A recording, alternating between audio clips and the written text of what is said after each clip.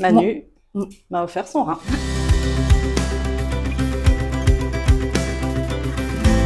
Suite à mes grossesses, j'ai appris que j'avais une insuffisance rénale à la fin de ma deuxième grossesse. Et ma fonction rénale s'est dégradée en 10 ans. Et au bout de 10 ans, malgré les traitements, on m'a dit qu'il fallait absolument que je sois transplantée. Et à mon retour à la maison, c'est vrai que j'en ai parlé à mes proches. Mon mari était d'accord pour faire des tests et ma sœur, tout de suite, sans hésiter, prochain rendez-vous, je serai avec toi. T'étais pas forcément d'accord? Non, parce que ma sœur est plus jeune que moi déjà.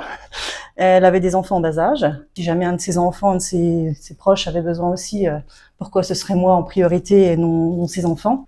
J'ai pas laissé le choix, mais j'ai quand même fait faire des tests à mes enfants pour savoir si déjà ils avaient leurs 2 reins, puisque ça à aucun moment on le sait, mis à part lorsqu'il y a un problème. Et puis une prise de sang pour s'assurer que leurs reins fonctionnaient correctement, ce qui était le cas. Donc à partir de là, la décision était prise. Et mes parents, notamment mon papa, culpabilisaient parce qu'il pouvait pas être donneur. Il avait déjà un certain âge, un traitement. Ce qu'on a fait, c'est qu'on lui a proposé de nous accompagner, de m'accompagner à un prochain rendez-vous pour que le spécialiste lui explique.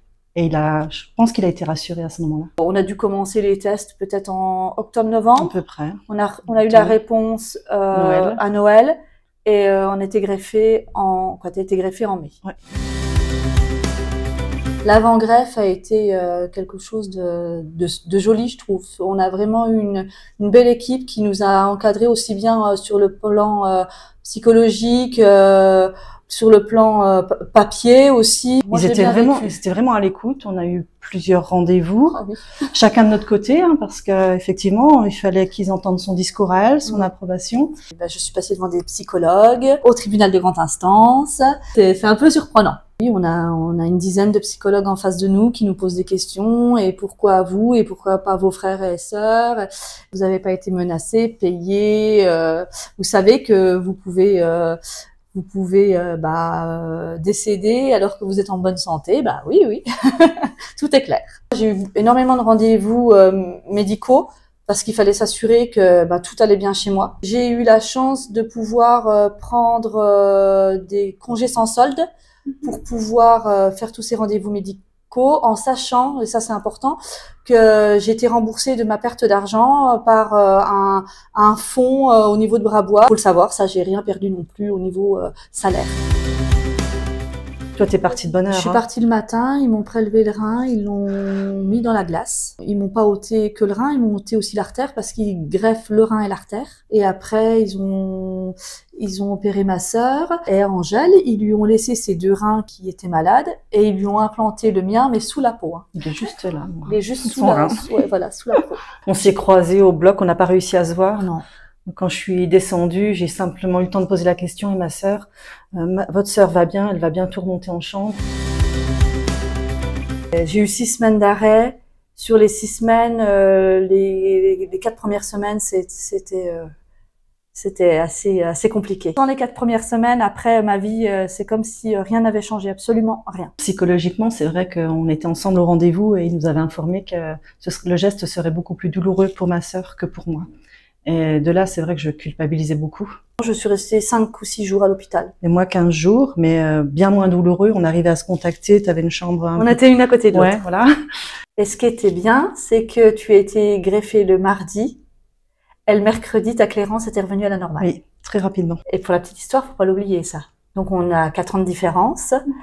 Et quelques semaines, peut-être 1 mois après la greffe, on a été informé que Angèle n'aurait plus de cortisone, juste des anti-rejets, parce qu'on était compatible à l'identique de jumelles. C'était la 2e fois que le professeur qui nous a suivis voyait ça dans sa carrière, alors qu'on a 4 ans de différence. Voilà. J'ai changé une fois de traitement anti-rejet, mais depuis, tout se passe très bien. Je suis suivie à peu près tous les 4-5 mois. Je vais très bien. C'est vrai que le mois avant la transplantation, j'avais du mal à monter l'escalier. Je commençais à m'essouffler. Et maintenant, je cours pas comme toi, mais loin de là, mais je marche, je fais du vélo. Faut faire beaucoup d'exercices. Faut suivre le traitement à la lettre. Les rendez-vous, faut les suivre à la lettre. Et franchement, c'est génial. Je la remercierai jamais assez.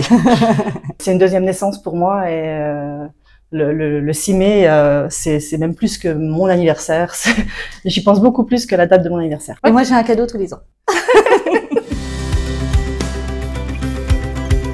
si on doit le faire, il faut le faire. J'hésite pas à raconter notre histoire parce que les donneurs ont du courage et il faut vraiment inciter au don. Et puis aussi, il faut dire que ça change rien à sa vie, qu'on ait donné un rein. Puis maintenant, je suis suivie qu'une fois par an. Je ne vais même plus à Brabois puisqu'à Saint-Dié, il y a un néphrologue qui consulte une fois par semaine.